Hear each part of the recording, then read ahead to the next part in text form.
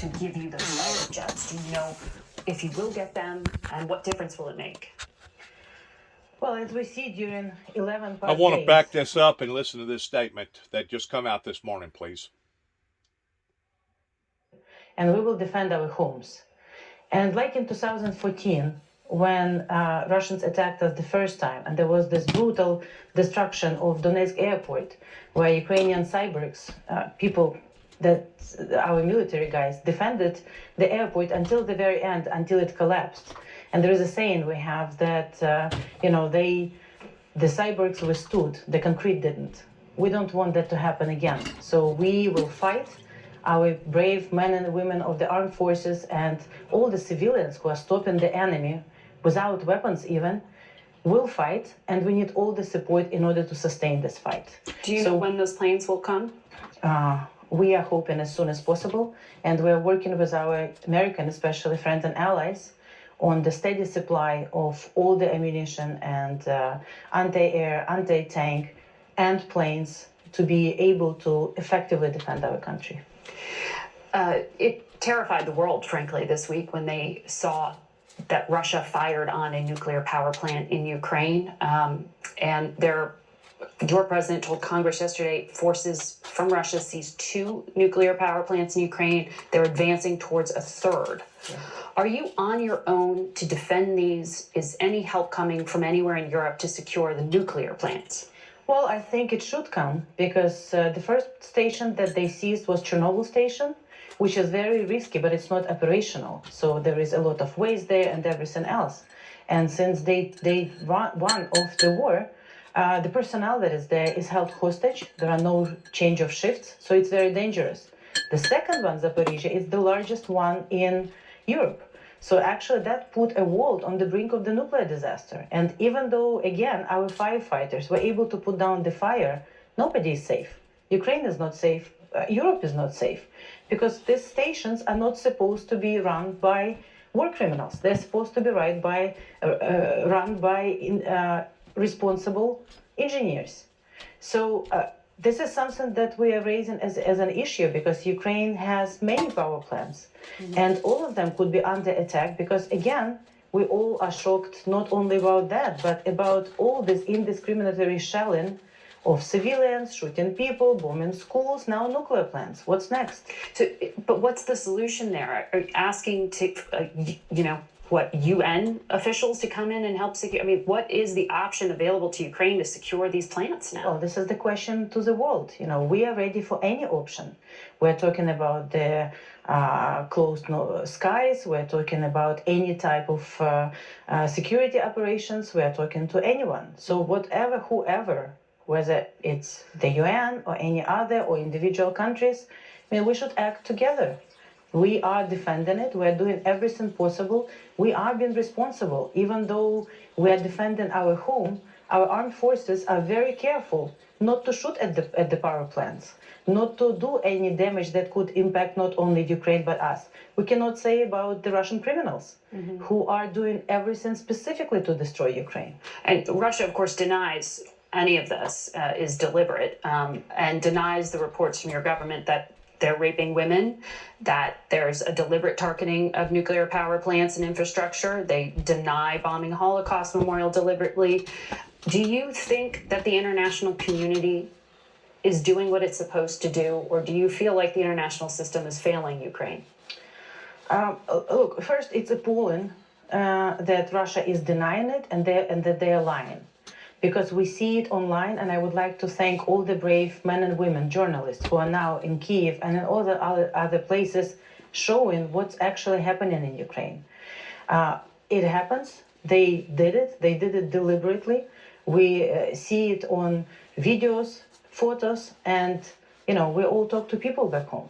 So Russians are escalating, and they're quick, and we're very helpful. We're very thankful to all our partners, and especially to the United States, to everyone, to President Biden, for everything they're doing to support us. But it's clear after 11 days that we also need, all of us, to move faster, because Russians are escalating. You attended the State of the Union last week as a guest of the First Lady. The president addressed this country talking about Ukraine. That's very different for the American people to hear. How do you explain to the American people why this $10 billion in aid that President Biden is asking for, why should you as taxpayers be concerned and invested in your country? Well, Ukraine didn't do anything to be attacked. We didn't provoke Russia. We didn't do anything. We were not a threat to Russia, unless being a peaceful democracy and just peacefully living in your own country is a threat. And if it's so, then it's not only about Ukraine. Then Europe and the whole world is not safe. I mean, we see President Putin threatening everyone with all the forces, including the nuclear force. We have to stop him because, again, it's not just some conflict, it's not just some regional problem. It's a full-fledged war that a nuclear large power that actually signed an assurances together with the United States and Great Britain when we denuclearized Ukraine voluntarily in 1994, gave us assurances not to attack us. So we are first, and we need to stop Putin and this criminal war in Ukraine, rather than waiting until we all together will have to fight it everywhere. Madam Ambassador, thank you again for joining us. And we'll be right back with a lot more Face the Nation, so stay with us. I think I missed the part towards actually documenting it on this video that the president of Ukraine said this morning that if the world sat idly by just to watch the Ukrainians die a slow death, that this obviously is what the world wants, and the superpowers as well as other countries is allowing to occur. Now, if that don't call it like he sees it, pertaining to if it looks like a duck, quacks like a duck, sounds like a duck, odds are it's a duck, that's exactly where that statement just placed in reality within a week of the damage that President Putin and his government officials has created. This is no longer considered some sort of a political motivated movement coming from the American politicians. The American politicians is the very thing that has got us in huck the way that we are right now, not only financially, but with all these drugs and all this gun violence and basically having an unsafe environment. It was the American politicians that wanted to sit back and play games in telling the superpowers that they wanted peace, telling the superpowers that the world wasn't going to be destroyed by a nuclear holocaust, but at the same time, it cherry-picked itself towards going over international boundaries, towards going to war with Iraq and Iran pertaining to Desert Storm and Desert Shield, and then we see the occurrences towards what happened in a 20-year war pertaining to Afghanistan. This is no longer in control of the American politicians or the American Pentagon pertaining to the CIA. This is the real deal, and if people don't act upon to it accordingly, there will be severe consequences to pay globally, worldwide. And I realize that he is a superpower, but I also realize that he is a madman. He is on an uncharted course that leads everybody to believe that he is heading towards a global catastrophe. And if he continues on the path that he is on, eventually that is exactly what is going to occur. It will be a global world catastrophe. Please, if you've never paid attention to world, international, foreign events, this is one time you need to pay attention. Thank you.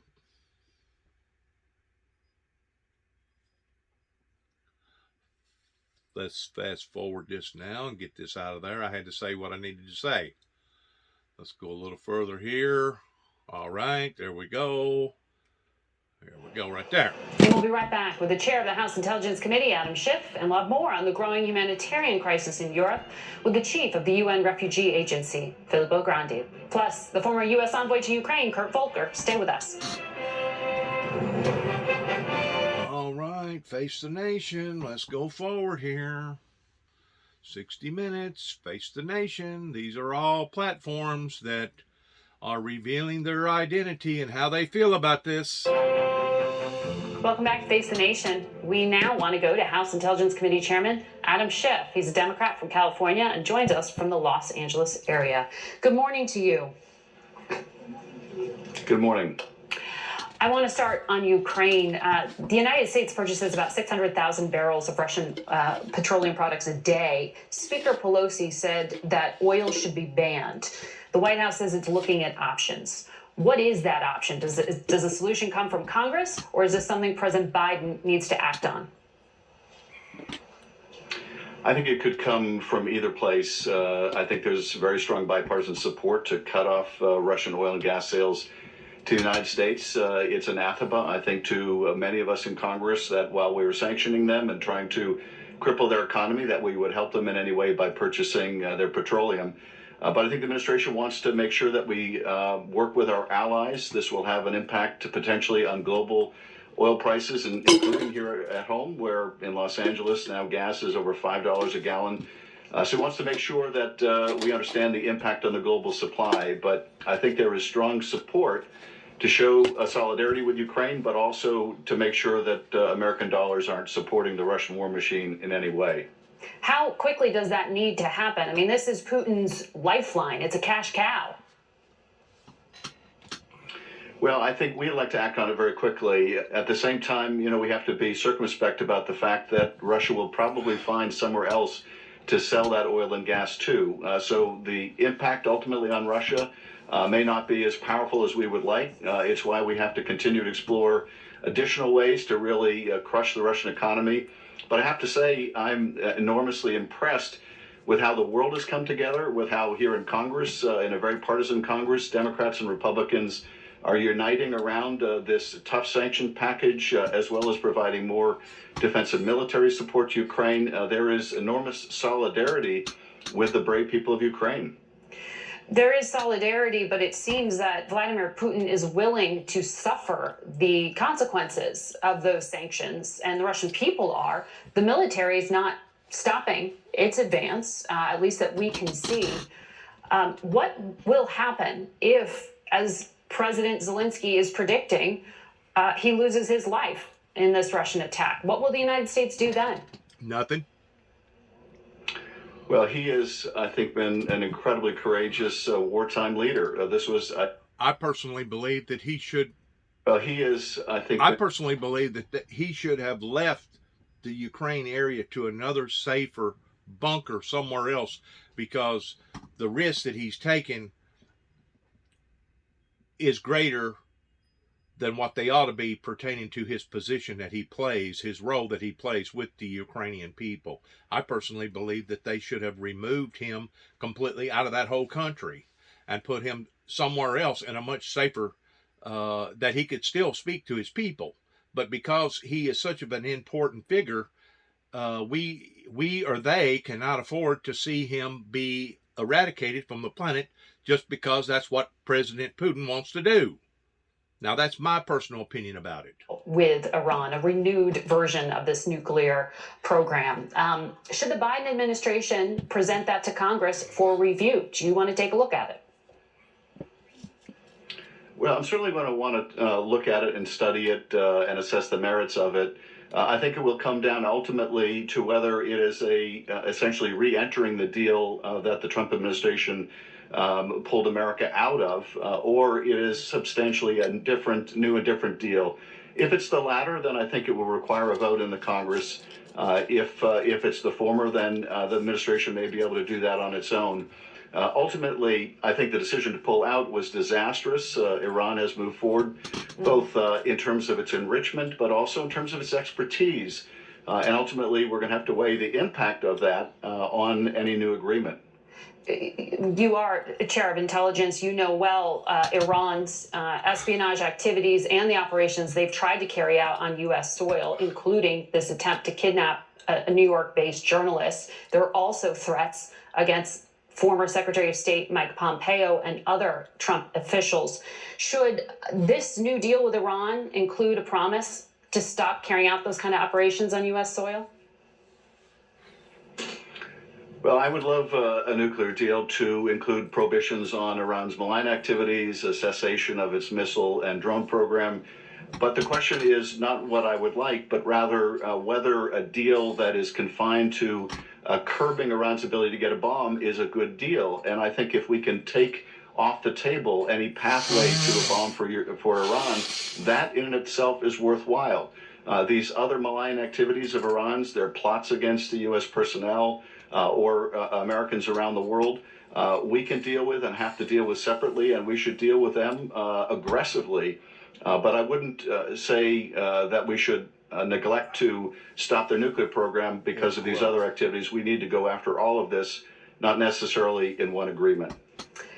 Before I let you go, I want to ask you about the January 6th committee. There was a development this week, a court filing claiming there is now evidence that President Trump broke the law in his efforts to overturn the election in 2020. Do you think that the Attorney General is moving fast enough with his enforcement?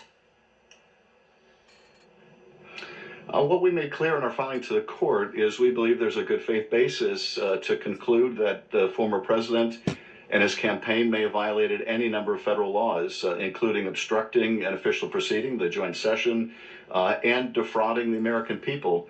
And I do think that the Justice Department ought to be looking at these issues and ought to be investigating. In particular, just to give one very graphic example, the former president on the phone with the Secretary of State in Georgia, demanding that he find 11,780 votes that didn't exist, but the precise number he would need to overtake President Biden. I think if anyone else had engaged in that conversation, they would be under investigation, and it should be no different for the former president. So I think the department is diligently pursuing those who attacked the Capitol that day, but there were multiple lines of effort to overturn the election that may have violated the law, which also should be investigated. All right. Chairmanship, thank you for your time this morning. We'll be right back. Sorry, I had to go through. I've done given you my analogy pertaining to the Capitol ordeal, and I'll give it to you again. All of a sudden, it was as if everybody and their brother wanted to come down to the playing field because they realized that this government that we're serving under has lost control of not only its finances, has lost control of our security, and lost control over international affairs. All of a sudden, it was as if everybody in the playing field come down and wanted to play. Well, this is the 21st century, and this is the year 2022. I hate to tell them, but they're just about 30 plus years behind where they should be in regards towards paying attention towards what our politicians have been underhandedly doing in behind our backs. It is really, really so sad how that the American people have allowed for this to come up onto them, just like the Russian ordeal that's going on right now, that's been unleashed upon to the Ukrainian people in the world just within the past week towards just exactly what is going on. Like I told you a while ago, we are no longer playing under the same guidelines towards the Reagan and the Bush administration that said one thing but turned around and done the very opposite. I personally believe that was one reason why that the majority of the nations stood idly by during the Afghanistan war and didn't really participate in that activity because they knowed what was going on was not right. And they knowed that it was not the Afghanistan people that masterminded 9/11 and financed 9/11. As I've said before, the Afghanistan Taliban, the Afghanistan terrorists over there needed to be put in their place. But it's obvious if their own people ain't willing to stand up and put that type of aggression under subjection, who are we to try to police them if they're not willing to fight for their own fight? It was scary. We got scared. Before that, we did not think we would leave. Panicked crowds and freezing temperatures, hauling children, luggage, even the family dog. Thousands of refugees had fled into surrounding countries, more than 100,000 to Slovakia, almost 170,000 to Hungary, and more than 800,000 to Poland. I want to stop war and get back my normal life. I want to live in peace. 29-year-old Kristina came to this border crossing with a mission: to pick up and deliver this car to the front, paid for with donations and filled with supplies. Yeah, we have night vision. It's really hard to get now. Since military-aged men can't leave Ukraine, women are acting as couriers. It's whole country fighting against enemy united, like helping each other. The only thing that helps these days is to work and to believe. Believe that this will end, that they can win, and that their country and its people will be made whole. Now, Secretary of State Anthony Blinken was here yesterday where he met with refugees and told them they are not alone. And in a show of support, President Biden has asked Congress for $4.2 billion in aid for Ukraine. Margaret? Christina Ruffini in Poland. Thank you. We want to go now to the United Nations High Commissioner for Refugees, Filippo Grandi. He's at a refugee shelter at the Ukrainian-Polish border. Good afternoon to you, High Commissioner. You have said this is the fastest moving refugee exodus since World War II. What are the numbers now? What are you seeing? As of today, we've passed the terrible mark of 1.5 million refugees, and this in 10 days, essentially from Ukraine into five neighboring countries, the bulk here in Poland, where I am now. And if I think of past decades, I cannot think in Europe of a faster exodus of people, not since the end of the Second World War, I would say. And if the American people sat idly by and watched this without getting involved pertaining to the liberties and the democracy of republic that the Ukrainian people are dying and fighting for right now, that pretty well speaks volumes about the American people, not counting the American government that has put us in this very, very unpopular, dangerous position that should have been addressed not during the Capitol uprising a year and 2 months ago, or 3 months ago almost, but should have been addressed many, many years ago.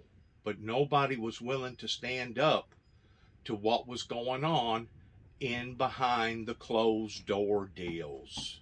And now we're all going to have to pay the consequences on the count of what they done that they shouldn't have done, that now we're realizing the consequences.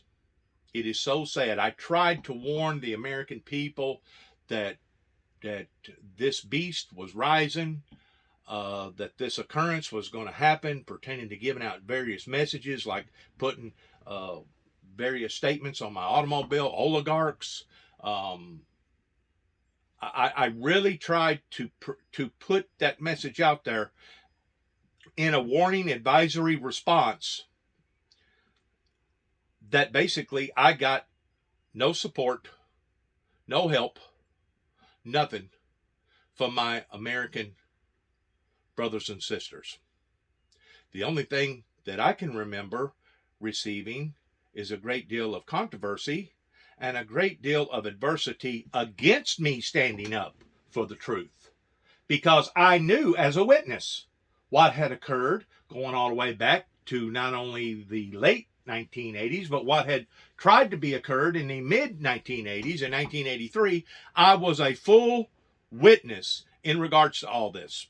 Cannot leave the country. They are in conscription and they have to stay there to defend their country. So it's mostly women, children, elderly, many disabled people, and they are above all frightened, traumatized. Sure they These are. are people that until just a few days ago had a perfectly normal life, and in a matter of hours, everything is thrown apart. And they had to be on the road, very difficult journeys, very traumatizing journeys through war-torn Ukraine up to the border, and now here, where they're safe, but of course they're separated from families, uncertain about their future. So I would say that trauma and anguish is the most defining feature at the moment. Can civilians safely get out of the country? How many people would be refugees but are instead displaced and at risk right now? These statistics are impossible to define precisely because we don't have access. We are, UN agencies and Red Cross are inside the country, but they can not move everywhere. This is why the UN and the Red Cross are trying to negotiate safe passage to the most affected places. But up to now, we have not succeeded in getting the necessary guarantees and respect for the ceasefire. That's the only way that we can send convoys in, bring supplies, and if necessary, bring people out. But people are moving also from other places that are even less impacted. Sometimes they move before it happens because they know it might happen to their location. So this is an extremely messy situation. Who is firing on those safe passages? There is bombardment by the Russian forces, and this is what people are mostly afraid of. Yesterday, I was in Moldova and other neighboring countries. People were coming from the city of Odessa, where there is no bombardment yet, but sirens have sounded over the day, and people are so afraid that they just leave their homes, especially people with children. They want to bring them to safety. Mm-hmm. High Commissioner, you've been dealing with these record refugee numbers all around the world, even before this happened in Europe. What happens now that you have this massive influx? What does the UN need? I mean, what kind of resources do you need? Well, let me state the obvious first. We need this to stop. We need this to stop because without the war stopping, people will just continue to pour out of the country. 1.5 million is difficult enough to manage even for relatively stable and prosperous countries in Europe. Imagine, however, if we go further up, and we will, no doubt, if it doesn't stop. Now, for the people that are on the movement, first of all, we need to get more supplies inside Ukraine. And for that, we need at least some areas of tranquility where we can deliver help. And then here, for the mass of refugees, a lot is needed, any kind of relief supplies. We need cash to help people. We need logistical support. European countries have means and organization, but if this number of people grows, we will need more international support. And at some point, if people stay here for a long period of time, there will have to be other countries offering places to host refugees, even outside Europe. Tell me about that, because there was massive political backlash in 2015 when Syrian refugees poured into Europe. There's charges of racism, of discrimination. Poland, just in the past year, has tried to build a wall to keep refugees out coming from the Middle East, from Africa. What is different now, and what is happening to those refugees? I think there is, of course, at the moment, a colossal emergency. There are certain geopolitical factors at play, but I look at the future, and you're right. We've been struggling with convincing Europe to open the doors for more people, not to push back people. But I think that this crisis, and I've said it before, carries an important message that anybody can become a refugee very suddenly, and that any country can become a frontline refugee receiving country needing the support of others. Europe is learning fast to work together in so many ways in response to this crisis. I hope that this working together will apply to all people seeking refuge in Europe, not only now, which is happening, but in the future as well. Thank you very much, Mr. High Commissioner, for your time today, and good luck to you. We'll be back in a moment. The events that are unfolding as a shepherd, a protector, a flagman, a messenger. I personally was giving out the messages now for well over, I know 2 years, possibly 3, and just about all of my messengering out to the people, that all these horrible events is resonated around what it talks about in Revelations, that in the last days Satan will rise up in great wrath because he knoweth his time is short. Apparently, I was either speaking to a group of people that either didn't understand it or didn't care or didn't believe it. It's obvious that the majority of the American people have been bamboozled by their own political leaders here in America. And like I said, the events that happened pertaining to the Capitol was an open, clear illustration how that various people are in disagreements of the government, but they chose the wrong method in trying to get their message out to the political leaders that has been in power, some of them 25, 30, 35, 40 years, of what kind of damage that they have done to our political system. I realize something needs to be done. Whether or not it's taking up arms and going up against our own government officials, the way that they tried to do January the 6th of last year, that's debatable. But whenever you have a government such as this one that is that dead set towards leading the American people down a road that they never should have been led down to begin with, I tend to wonder if that's maybe not the only way to be able to convince these leaders, old politicians that has made wrong decisions, as well as preachers that obviously did not want to accept the interpretations of the Bible correctly, that I tend to wonder if that's not going to be the only way to be able to prove who the true American patriot people are. I disagree with all violence because the Bible that I preach under and teach under says to be wise as serpents but harmless as doves. And whenever I speak about occurrences, I'm metaphorically speaking towards in that degree, but in some ways I'm actually leaning more towards, well, maybe that's what it is going to take, is a literal overtake pertaining to the people regaining control over their own government, because it's obvious that we have been led astray by our own American politicians. We have been sold downstream. They have given away the farm. As long as they stay outside the zone. And then there are rules of engagement that our Air Force and others are very good at, of escorting people out of a zone without fire if they're not fired upon.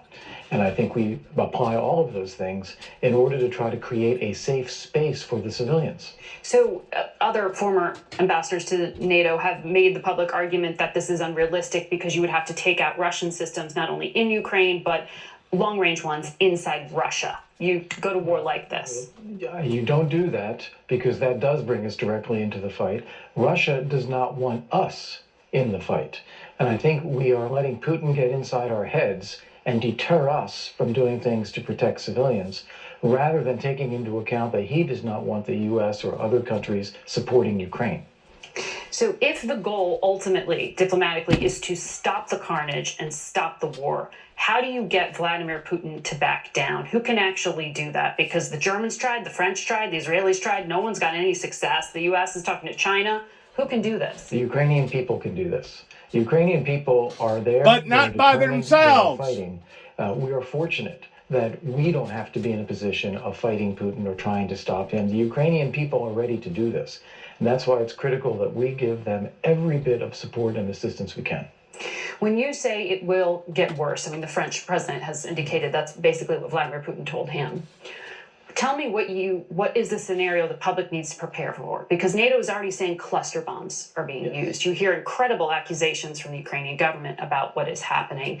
The United States intelligence says lists of people to send to camps are being drawn up. Is this a scenario where you can see someone sitting down and negotiating the way out? Not at all. No, we have to understand that Putin is bent on a military victory. He wants to destroy Ukraine, decapitate the leadership. He doesn't care about how many casualties this causes, what happens to the civilian population. This is a messianic mission that he is on. This is why he has to be stopped. And again, we can do things to assist the Ukrainians. Very happy to hear Secretary Blinken say that we are now green-lighting the aircraft from Poland to Ukraine. We should be providing some of our own A-10 aircraft that we're ready to put into storage. There are trained Ukrainian pilots who use them. We should be looking at more means to get more support in quickly. What the UN High Commissioner just said was they need tranquil areas inside Ukraine. In Western Ukraine, there are areas where there is no Russian fighting now. We could try to help create those tranquil areas for delivery of assistance. So much more we could be doing. Is there the political will for that? You served in the Trump administration.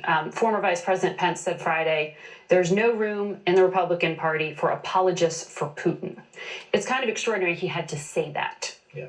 Yeah, we've heard that in our media. We've heard that from some politicians here. But I think, as you heard also from Adam Schiff, there's incredible bipartisan unity in the Congress, Senate, and the House, and among experts and national security figures here in the country. Everyone sees what Putin is doing. There is no support for this whatsoever. Full support for Ukraine. The only question is how far we go to help Ukraine. Was the former president an apologist for Putin? That's what the vice president said. Well, I'm not going to pass a judgment on that. We heard what he said. He said that Putin was acting in a smart, savvy way. I mean, that's not the messaging that you want to send. The messaging you want to send is that he is acting in an irresponsible, inhuman way, killing people in an unjustified war, and we should be on the side of the Ukrainians to help them. Thank you, Ambassador, for joining us today. We'll be right back. If you're over 50, imagine you could turn back the clock on your stiff, achy joints 10, even 20 years. Imagine you could do this without products that just temporarily... Our own Congress, during the time of Donald Trump's impeachment, sent a message to President Putin. Even Marvin Alexander, that was our state senator, stood up and said, yes, the things that Donald Trump was involved in with the Ukrainians, towards trying to manipulate them, towards trying to use them as a bargaining chip, was wrong, but it wasn't to the degree that Donald J. Trump needed to stand down from his presidency.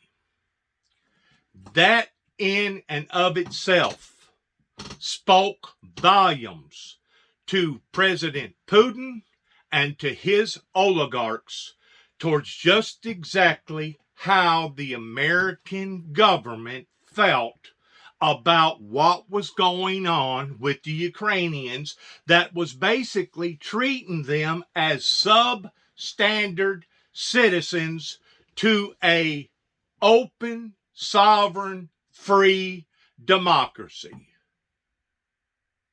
That's where the wrong impression got started with President Putin.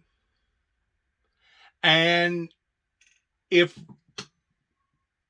Mr. Trump, I'm going to speak hypothetically here, if Mr. Donald Trump would have actually become the sitting next president, this was already pre-planned years and years ago towards what Putin was going to do to the Ukrainians. He was probably hoping, I can't say that for sure, I'm speculating here, but he was probably hoping that President Trump would have got reelected the second time. That way he would have had, President Putin would have had a leveraging power towards using Trump against his own people, towards allowing for us to stand idly by and let President Putin mutilate, desecrate the Ukrainian people. And it's not about the people necessarily, but it's about what the Ukrainian people stood for and what they stand for. They stand for the free, open, fair society. And we're supposed to be the leaders of the free world. Well, the leaders of the free world, pertaining to not just our democracy, but the world's democracy, was at risk if Donald J. Trump had become president. Now, I've heard these innuendos, these speculations by saying, well, if Donald Trump was president, President Putin never would be doing what he's doing. That's a lie from the pits of hell, and if anybody tells you that and tries to convince you of that, they're blowing smoke out their rear ends. Because I guarantee you, President Putin was already planning this out since 2014, give or take about 8 years ago, way before we even thought about electing President Trump. Okay? These was already things that was being discussed, looked at, deciphered, and chosen to be moved upon by the Russian government. Why? Because they felt like they got the raw end of the deal. They felt like they got cheated, according to their own president. The only way to stop such madness is this, and I hate to say this, but now since I've analyzed this, kind of like Winston Churchill, the only way to stop this type of aggression, I hate to say it, is with aggression. And President Putin has basically nailed a dagger in his own coffin, nailed a nail in his own coffin, in his own people's coffin, pertaining to what he's doing and the way that he's going about doing it. Because now the rest of the world is going to have to choose between the lesser of the two evils. And you might be saying, well, what's the lesser of the two evils? The lesser of the two evils is you either attack the attacker, or you sit idly by and you watch him not only destroy a sovereign nation of innocent men, women, and children and old people, but you also take a chance on him moving forward towards going ahead and taking over other countries too as well that he feels like that they got cheated out of. In other words, you give the monster an inch and the monster takes a mile. We have seen that again and again and again. He is totally off the charts here. He is off the scale pertaining to what he's doing towards it being either morally or humanitarily right in the eyes of the world. President Putin needs to be stopped. The only way to stop a bad person with a gun, according to the leader of the NRA, is with a good person with a gun, indicating that if you do not believe that, take a chance and see where all this is going to wind up going probably within the next few weeks, if not the next few days. It's going to be horrible. And whenever I say horrible, I ain't just talking about a little bit of horror. I'm talking about a whole lot of horror, that it could be just like the Walmart slogan, coming near a neighborhood near you. Okay? The American people, okay, have been fed in, brainwashed in, okay, to a bunch of nonsense, in which I got humor too as well, don't get me wrong. But there's a time and a place to distribute humor like this, this, this, this, this, and this. And right now, my friends, is not the time to be focusing on putting a smile on everybody's face, in which I'm all for, okay? But this is not the appropriate time to be looking at this towards what's going on, towards seeing innocent men, women, and children that their lives are being destroyed the same way as a F5 tornado or a F5 hurricane or a major flood or a major fire hitting out in Colorado somewhere, over in California or Portland, Oregon. This is not the way to look at this through the eyes of a humorous cartoon character personality. That's one of the reasons why America has went backwards the way that it has, is because there's been too much foolishness in America. There's been too much silliness in America. We haven't taken these things as serious as what we should have had pertaining to these adjustments that obviously we're under attack, not just as Americans, but as a free, open, fair democracy all over the world. These are the things that we haven't been paying close enough attention to, and consequently, these are the things that we are now leading into. There is no other choice. Ban on Russian oil, as well as a no-fly zone to deter Russian bombers. There is no other choice other than to weigh out the lesser of the two evils.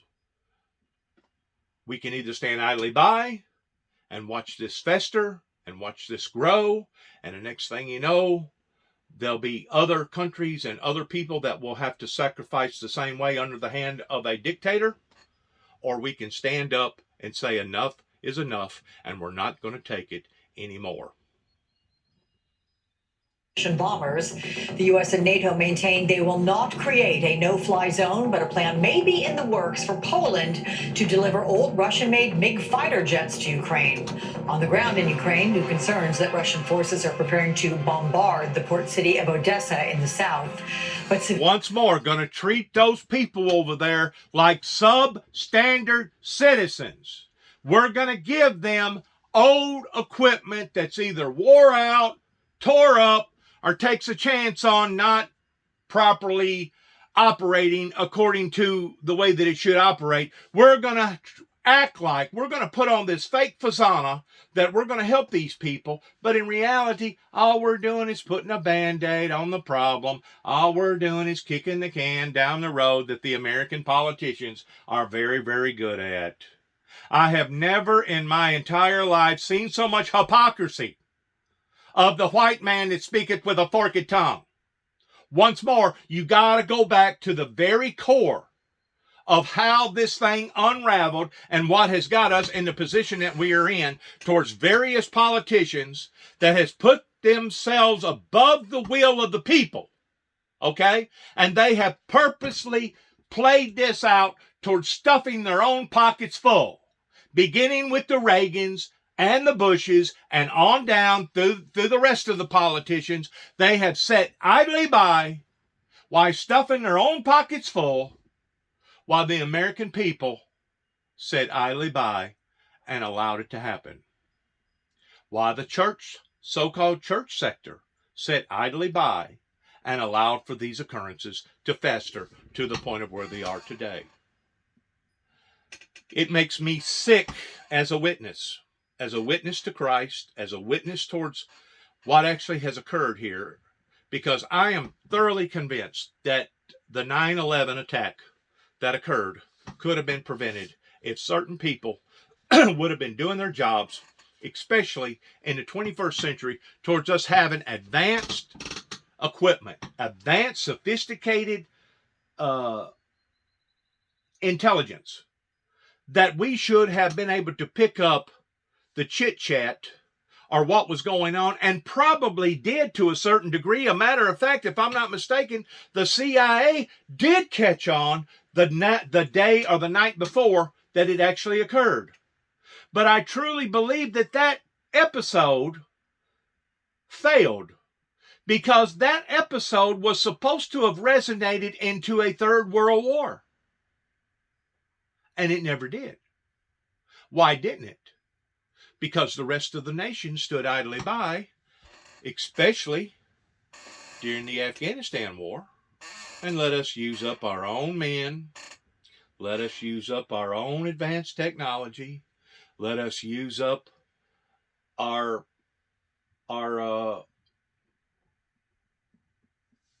equipment, time, energy, and sacrifice lives, because they knew, the superpowers and many other countries knew, that what had occurred pertaining to 9/11, adding into what was occurring with the Afghanistan war, was a smokescreen. It was an event to make it look like we was going to war with the very perpetrators that masterminded 9/11 and financed 9/11, though we have got FBI and CIA records contradicting that. We have got files proving that the Saudi Arabian government was financing various terrorist known organizations that plotted out the 9/11 ordeal that basically put America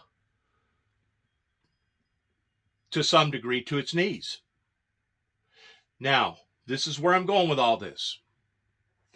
If we, as patriots here in America, does not awaken to what is occurring over in Russia, towards not going by the old standards of the politicians that obviously was just playing out this thing, hoping for the best, knowing that eventually it was going to catch up with them eventually, but by that time they was hoping that they was going to either be out of office or they wouldn't have to be held accountable, such as old man Bush and his wife that are now deceased. Okay? We can't go back to them today and corner them up and say, what has went on here? But what we can do is go back to the cabinet members and go back to other members of Mr. Bush that was ahead of the CIA at the time, and we can corner them and question them towards what the hell has went on and what the hell is going on. And until we're willing to hold these people accountable for these issues, the American people are in danger. We are in great, dire danger pertaining to the events that has went on, pertaining to the events that are going on, and pertaining to the events that obviously is going to go on. This is a runaway train pertaining to President Putin and what's going on in the world today. And the people that we have to thank for is the so-called church communities that didn't stand with that prophecy, and the politicians that embarked upon the thought that they was going to be able to bamboozle, deceive, and manipulate the American people. Well, you may be able to manipulate the American people. Jeb Bush, Bush Jr., and all the other demonic, evil, wicked, selfish politicians that was involved in this. You may be able to deceive them for a certain length of time, but you're not going to be able to deceive them forever. And you're for darn sure not going to be able to deceive those in the world that has looked at this through the eyes of a microscope, that now can not only see the events that's occurring and unfolding over in Ukraine, but now can understand the events that's possibly going to unfold in their own backyard. Just as the Walmart slogan, coming near a neighborhood near you. Just like the Bible says that in the last days Satan will rise up with great wrath because he knoweth his time is short. The Pharaohs, the Egyptians, thought that they was going to be able to undermine God and undermine the Lord of Moses in regards to his assignment. Towards the last, they acted like that they gave in and surrendered and said, Moses, Moses, Moses, take thy people and go. Well, the Pharaoh's heart was hardened so badly that after that occurred, he got a posse and he was going to go finish them off. He was going to massacre and mutilate and brutally rape and murder every one of God's chosen people. But that's where God intervened. And as the children of Israel escaped through the bottom of the Red Sea, God allowed for the Red Sea to collapse and inundate the Pharaohs and the Pharaoh's army that basically desecrated every single soldier that the Egyptian Pharaohs ever sworn in towards having. And that was the end of that story, of that evil demonic risation, of that evil that was rising up that in that era. God's people and God put that fire out. Well, we have seen through history, okay, this happening again and again and again.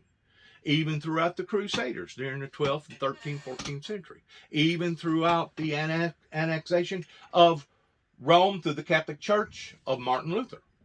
We have seen this occur again and again and again towards evil and evil people rising up in thinking that they was going to be able to achieve their objective by putting not just the Americans, but any Christian, born again, true Christian, under the submission of Satan and Satan's authority. And for surely to God, everybody by now, after a week, after 10 days, can understand and realize that what Putin and his military are doing is evil. Not close to being evil. Not disguised as being evil. But this is an evil entity at work that is not only trying to conquer the people in Ukraine illegitimately, unlawfully, but eventually will try to do the same all over the planet. If the people in America does not awaken to this type of barbaric, heathenistic, cruel, insensitive behavior, we as an Americans are subject at any given time of being either attacked or overcome because of the carelessness that has happened within our own government beginning in 1988 when 9 tapes circulated into the hands of the United States government at the White House that obviously Homeland Security, Secret Service was against. Now, I realize that JFK wanted to abolish the CIA. And some say that that could have been the reason why that he was assassinated. Maybe. Maybe there was a bigger, darker scheme to that, other than JFK wanting to abolish the CIA. But there's been other presidents since JFK assassination that has said the same thing about people wanting to burn the candle at both ends, stuffing their pockets on one side while spewing out lies and innuendos to the other. If the American people lets this go without being addressed properly, we, as not only Americans, but as a free, open, fair society all over the planet, stands to be erupted, stands to be corrupted over the same principles and values that our ancestors was willing to sacrifice, that obviously we're not willing to do the same for. That child right there has been terrorized she has been literally, her life has literally been torn apart. And thousands and millions more just like her, either children, women, old and young, after being brutalized, terrorized by an individual that harbors whole old vendetta feelings towards what occurred whenever Ronald Reagan spoke the truth that the Russian USSR empire was evil to tear down that wall. Well, they only tore down part of the wall. Now they're trying to tear the rest of the wall down by proving that their ideology, that their liberties and their principles that they value over in Russia, they're trying to prove to the world that these things are correct and right, to the point that we're all supposed to be a bunch of robots. And we're all supposed to be dictated to by people like Putin and the oligarchs. Well, did not the pharaohs do the exact same thing to the children of Israel? Was they not enslaved? That as long as they gave you a place to stay and fed you, you was a slave to whatever that the pharaohs wanted you to do. You was to do it. It's the same thing. It's a different pile of crap. It's just a different generation towards what's occurring, towards evil rising up that needs to be stomped out. The bad thing about the evil that's rising up, it's been disguised, okay, just as Jesus talked about in the last days, that they would be in sheep's clothing, but would be raging wolves inside. It's been disguised towards all these imposters that has inundated our courts, attorneys, law enforcement agencies, and politicians alike, and preachers, that has inundated the American beginning principles of what our ancestors was willing to sacrifice for. That's where we stand in regards towards what is happening, not only over there, but over here. And that's the reason why I say that's the primary purpose, is the reason why Europe, Germany, and all them other known countries did not get in behind the movement of the Afghanistan war, is because they was shaking their heads and saying, well, wait a minute, we thought the job was for peace.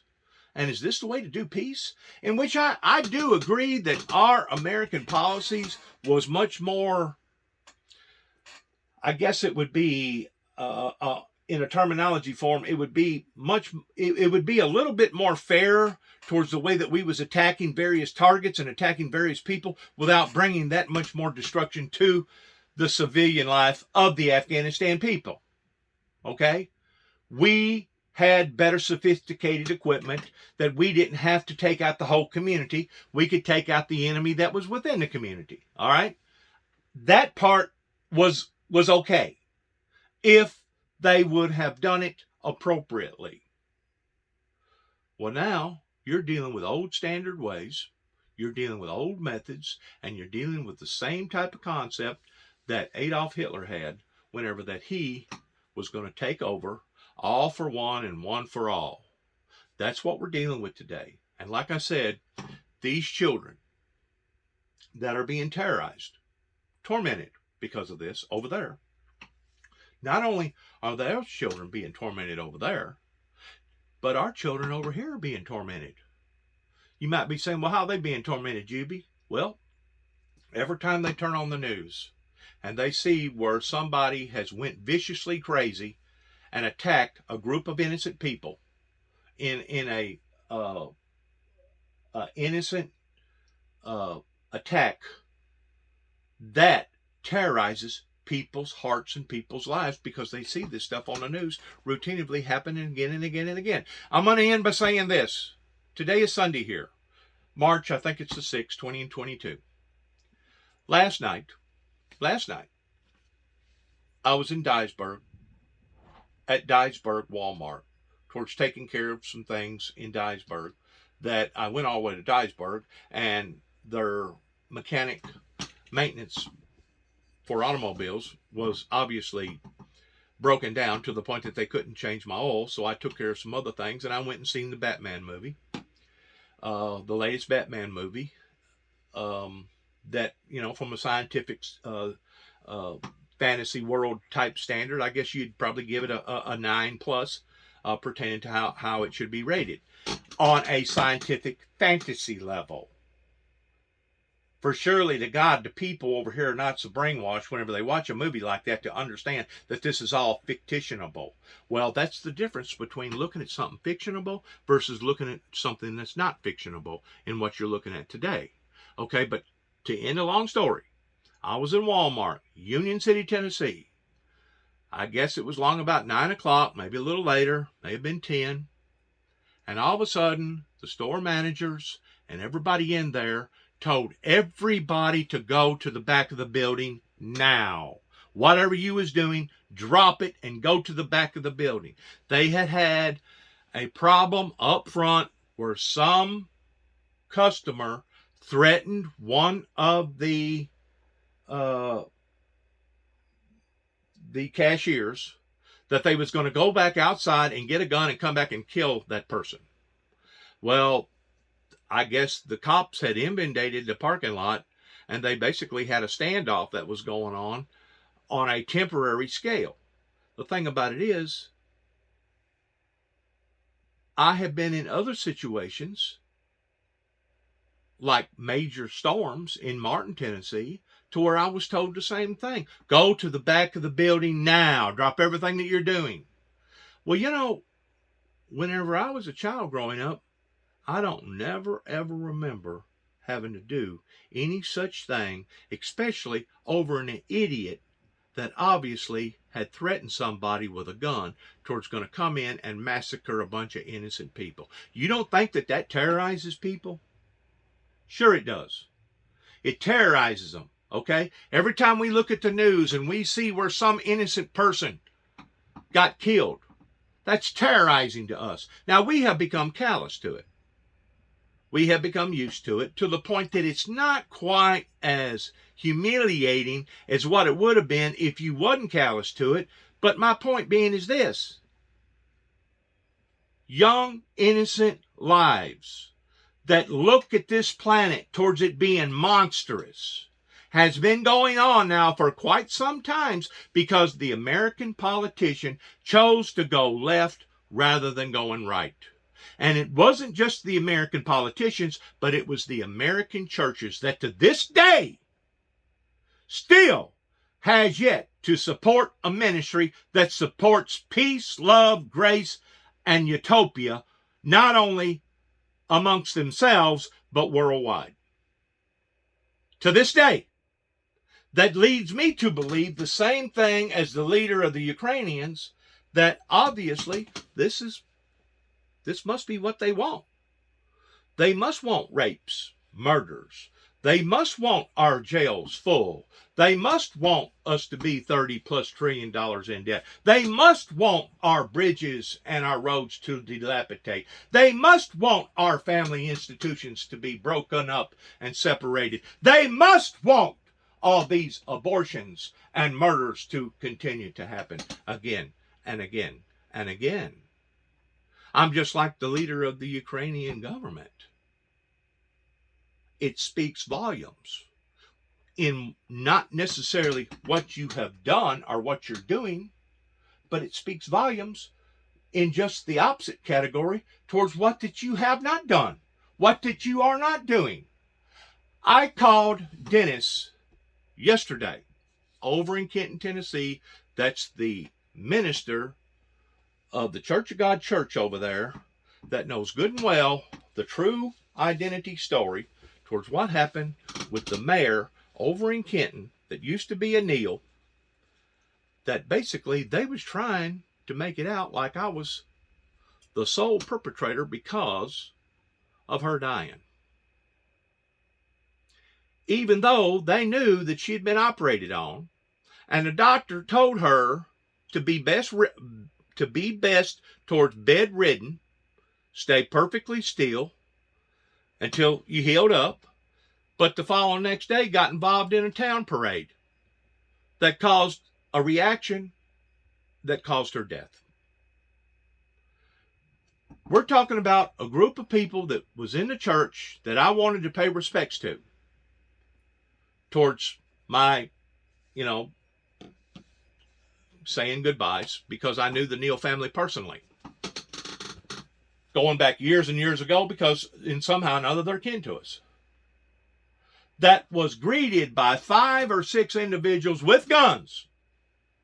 Why their chief of police at the time in Kenton, Tennessee, I'm not going to mention no names, sat idly by and watched me get railroaded and basically escorted out of the building and told if I was to return, I would be arrested. Even though I had not uttered a word, I sat there very promptly and professionally and waited until the line diminished so that I could go pay my last respects. Now, whenever you have such ministers as the minister over here in Kenton, Tennessee, that refuses to talk, that refuses to come clean, and I ain't just talking about one individual, I'm talking about a great deal of people over there in Kenton, Tennessee. Whenever you have a group of people like this, that are this corrupt, that are this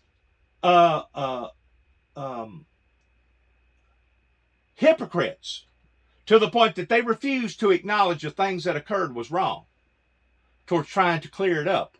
Just like the politicians up here in Dresden, Tennessee, beginning with the old chief of police in Martin, Tennessee, David Moore, and the current judge that's in power right now, Tommy Moore, Tommy Thomas, and Mr. Pence, the other attorneys, and the other law enforcement agencies around here. Whenever you have this type of atmosphere that has inundated the American atmosphere,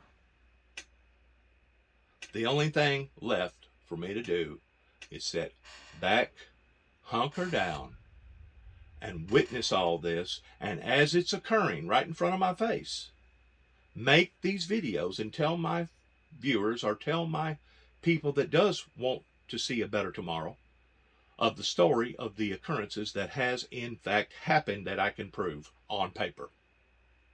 Just like what happened in Kentucky, just like what happened in Oklahoma, just like what happened in downtown Atlanta. Thank you and good luck to all of us, and most importantly, good luck to the children and the future of the children of tomorrow, of those who are willing to stand up and fight for the things that they know to be right.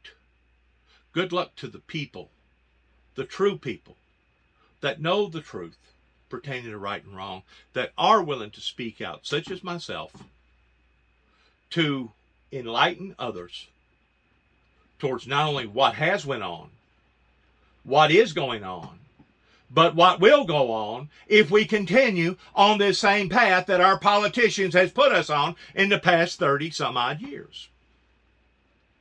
Good luck to all of us as we end our program all the time. Shalom. God bless you. God bless America. And God bless America's endeavors.